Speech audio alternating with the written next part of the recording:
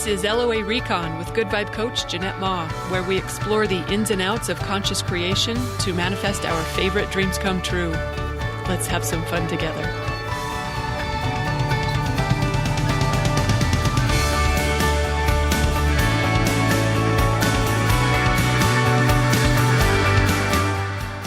Welcome and thank you for joining me for another episode. I wanted to share today about how easy it is even for savvy creators to default to taking action when we want to see something come together in our life. Like, in dating world, for example, how they say you got to put yourself out there. You can't just sit at home and expect Mr. Right to come knocking on your door.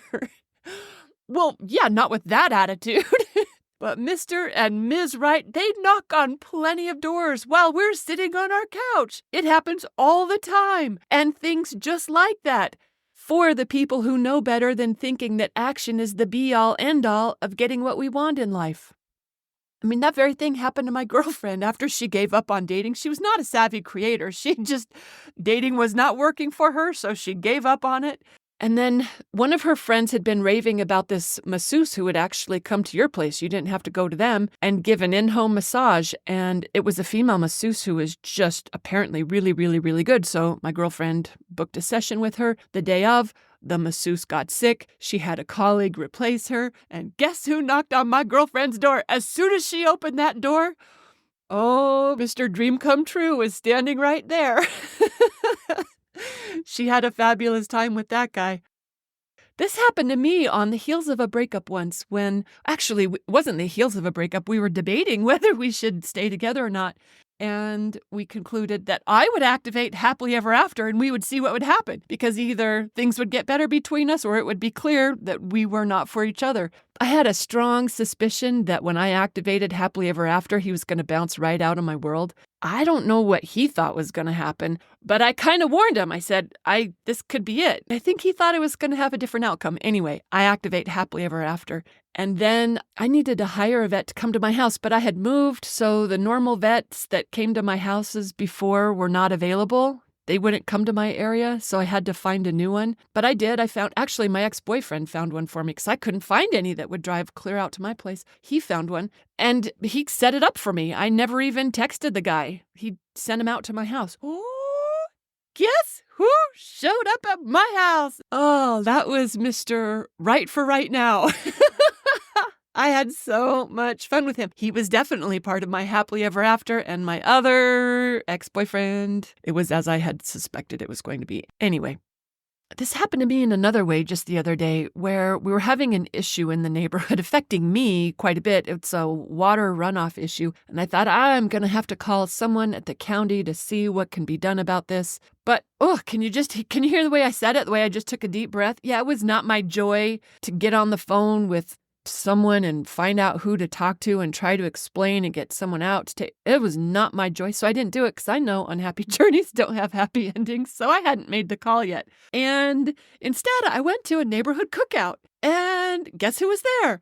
A neighbor that I had never met before, because she lives in another country most of the year. She just happened to be here. She was at the cookout. We were chatting. Oh, she was telling me about some of her amazing travels, really enjoying our conversation. And it turns out that she knows some things about the issue that was happening at my house. Someone else had brought it up. I didn't even bring it up. Someone else mentioned it to her, knowing she might be able to help out. And turns out she was very helpful. Not only that, get this, her son specializes in the thing that I need addressed, and he's moving back here soon, and he's going to be visiting her next week, and she said she'd hook me up with him.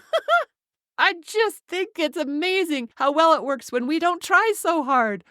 Oh, earlier this month I thought I need to find a new esthetician. Before I even thought about picking up a phone or doing a Google search, I commented on my neighbor's hair. She's always had gorgeous hair, but it got even more gorgeous. And I was just raving about it, telling her how beautiful her hair was. And she gave me her stylist's contact info. Oh my gosh, it turns out this stylist is within walking distance of me. I don't mean to shout. I've been driving for like over an hour to the city. Oh, anyway, so I get the hairstylist's contact info, and in my text exchange with her, I discover she does eyebrows too.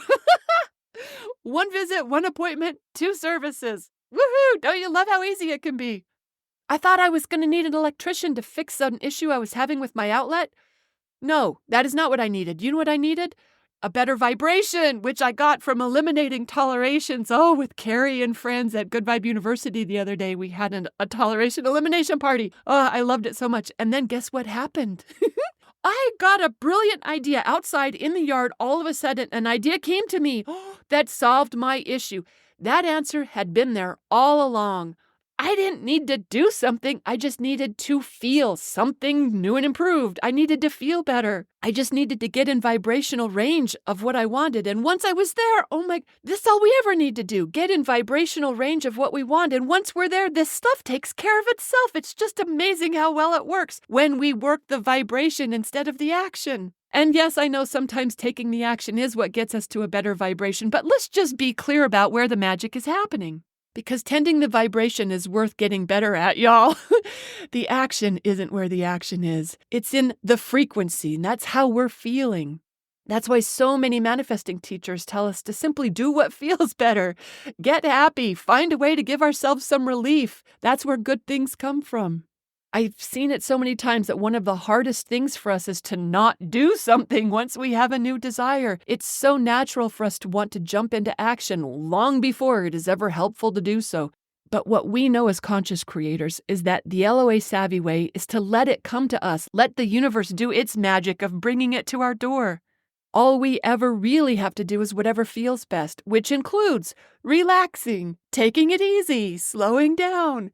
That's often exactly the opening that's needed because of the improved vibration in order for the desire to manifest. Working for it is so overrated and can actually have the opposite effect because when the action we take causes a dip in our vibration, we're putting ourselves out of range of what we want. So the very thing we're trying to achieve, we're just pushing further away through our effort. The action only ever helps us if it's enjoyable or if it gives us stronger reason to believe. And that's worth remembering the next time you feel compelled to do something to move a big dream forward. Start with the vibration first. And that just means do whatever feels better. Go where you feel called or inspired. Practice enjoying the anticipation of your desire or seeing the happy outcome in your mind's eye. When you do that, it will become clear if there's anything to do on your part. Because you'll feel like it. It will call you in an enjoyable, obvious way. Abraham teaches that the whole point of action is just to enhance our life enjoyment, not to make things happen. Bashar tells us if the action isn't your highest excitement, it's not required. If it were required, you'd feel like it. Many creators, and I'll bet you're included, have a long list of experiences where once they had a little thought about what they wanted and then didn't think on it again, it arrived through no effort on their part. And that goes for big things like making money or healing a body or finding love or manifesting homes or new jobs, as well as little things, quote unquote little things. There's no such thing as big things or little things. It's all the same, other than the way we think about it. But it works the same way with the stuff that seems easier, like phone calls from friends and free desserts and great parking spots. It's the same routine. And I know much of the world does not agree, which is why it's easy for us to slip into their muggle ways and think that action is required in order to get what we want because that's how everyone else is doing it. But that's not what works best. It's our vibration that we want to pay attention to. When we tend that first, the rest takes care of itself. Here's another example. I am going to preface this by saying I love my business manager. I love her dearly. She has lots of good ideas, although it's been a while since any of them felt like a hell yes to me, which is why I don't do most of them. For example, one of her methods of filling a new group offering is to do some things, many things, like create some sort of a buzz, create some sort of a free thing that's kind of related to your topic so you can draw in people who might be interested in it, like maybe a webinar or a quiz or a challenge, something like that, something that's free, it's fun, it's easy. Okay, so you make something like that and then you have this email follow-up where you deliver value to their inbox for a while. So you're building trust and letting them know that you can help and you're a resource worth counting on or whatever it is you're supposed to do. And then you make a pitch, okay? And that means you got to have a really good sales page, meaning a long sales page that includes graphics and payment options and a really good offer like, oh, hello bonuses or VIP discounts or upsells. And hello, how about downsells? Oh my gosh, all of that. And when I think about that stuff, guess what happens? Nothing, because it is not my joy. I do not have joy for that. I do not have I know some people do. I know some people do. I don't. Look, I have had joy in leading. Oh, I led a 30-day manifesting challenge once, and I had a great time doing it. But it wasn't as a preamble to a big product launch. And yeah, I probably got some new customers from it, but I didn't do it as a marketing action that everyone knows you got to do in order to grow your audience and sell your services or whatever. Okay, so anyway, I got a new group offering. And you know what my joy was? It was just to tell my people about it. I made one barely a blog post that mentioned a few things about it. It's got a sign up button, but it doesn't have bonuses. It doesn't have upsells. It doesn't have a long sales page. In fact, the graphic for it, I just let AI make it for me. And I've gotten more compliments on that than anything that took more effort to make than that one did. And guess what? That group filled up pretty freaking fast. In fact, there was one day where I was marveling. I was just delighting in looking at everyone who had registered for it. Because some of them I knew and loved, some of them I didn't know. And I was just imagining, I was pre-experiencing how much fun we were going to have together, how much their world would expand as a result of the work we were going to do together, how much more confidence they'll have in their ability to manifest money through the work they do. And as I was enjoying those thoughts, I had this thought. I said, you know what? 3 more people and this is going to be full. And then I just went about my regular day. I didn't go, oh, how are you going to get 3 more people in here? I wasn't like, oh, you better send out an email or call someone who you think might want in on this. I didn't do any of that. I didn't do any ads. I didn't ask any colleagues to spread the word. I didn't do any making it happen action. Instead, what I did was what felt best, which was, tend your other business in the meantime. I went to my inbox to see what was going on with my other clients and GVU members. Guess what I found in there while I was going through emails? 4 more registrations that I had somehow missed. Universe cracks me up. And then when I was getting ready to sit down and record this episode for you, I grabbed the laptop to plug into the mic and saw some laundry, and I was like, you know what, just get this load going before you sit down to record because that would feel better. And while I was loading up the washer, that idea came to me to tell you about this as a business example of how action isn't required. Oh my gosh, it just keeps happening over and over again. Inspiration will lead the way when we tend our vibration. It's how it works over and over again. Just do what feels best. Ignore the advice that makes you feel heavy, like make a long sales page, have a bazillion bonuses. Instead, just do what offers relief, like laundry, and then things will come together.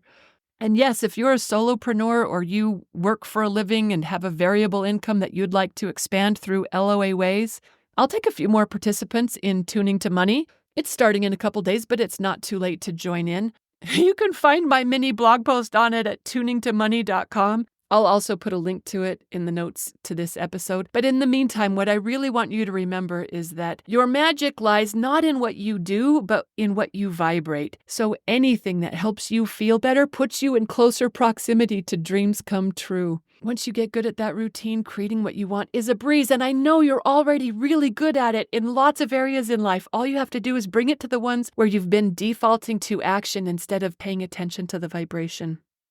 All right. Thanks for listening, everyone, and happy manifesting.